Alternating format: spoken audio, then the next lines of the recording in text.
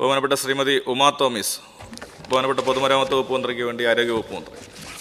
Sir, എൻ്റെ മണ്ഡലത്തിലെ പൂണിത്തുറ വില്ലേജിൽ ചമ്പക്കര പഴയ പാലം അപകടാവസ്ഥയിലാണ്. KMRL മെട്രോ റെയിൽ നിർമ്മാണവുമായി ബന്ധപ്പെട്ട് പുതിയ പാലം പണിതപ്പോൾ പഴയ പാലത്തിൻ്റെ മുഴുവൻ ഭാഗങ്ങളും പൊളിച്ചു മാറ്റാതെയാണ് പഴയ പാലത്തിൻ്റെ മുകളിൽ തന്നെ പുതിയ പാലം പണിതിരിക്കുന്നത്.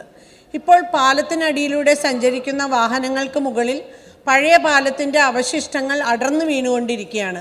സർ, ജില്ലാ കളക്ടറും MP-യും പ്രദേശത്തിലെ ജനപ്രതിനിധികളുമൊക്കെ ഈ സ്ഥലം സന്ദർശിക്കുകയും കളക്ടർ 12/12/23 ദുരന്ത നിവാരണ വകുപ്പിന് അഡീഷണൽ ചീഫ് സെക്രട്ടറിക്ക് പഴയ പാലം അപകടാവസ്ഥയിലാണെന്നും എത്രയും വേഗം ഇതിനായി ഫണ്ട് അനുവദിക്കണമെന്നും കാണിച്ച കത്തയച്ചിട്ടും ഇതുവരെ അത് പൊളിച്ചു മാറ്റിയിട്ടില്ല. സർ, ദൈവഭാഗ്യം കൊണ്ടാണ് ഇത് വാഹനങ്ങളുടെ മുകളിൽ വീഴുകയും റിപ്പയർ ചെയ്യാൻ സാധിക്കുകയും നടക്കുന്നത്.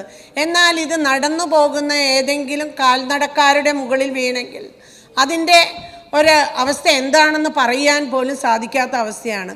ഇത് ഇമ്മീഡിയറ്റ് ആയിട്ട് ഇതിന് ഒരു ആക്ഷൻ എടുക്കണം എന്നുള്ളൊരു അഭ്യർത്ഥനയാണ് എനിക്ക് പറയുവാനുള്ളത്. സർ, മറുപടി ടേബിൾ ആയിരുന്നു.